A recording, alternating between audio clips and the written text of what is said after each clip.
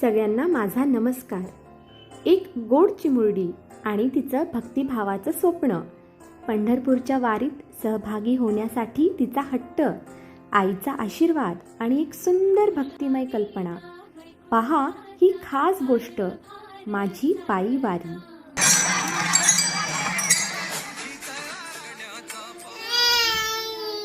कई बच्चा कई चालतंय कई मम्मा ओ आई बघ ना, सगळी विठोबाच्या दिंडीत चालले.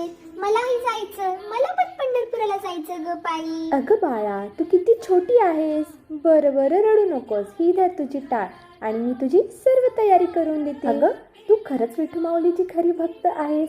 बरं मग आई तुला तयार करून देते, पण सांग थकशील तर. नाही ग आई, मी विठोबाच्या नावानं चालेल. विठोबा मला थकवा नाही होऊ देणार. ठीक आहे मग, जा बाळा, विठोबाच्या वाटेवर निघ. पायी वारी मनाची यात्रा आहे ही. आणि कोणीतरी हे नक्कीच खरंच सांगितलंय. पंढरपूरचं अंतर जवळ असो वा दूर, मनात भक्ती असेल तर वारी नक्कीच होते.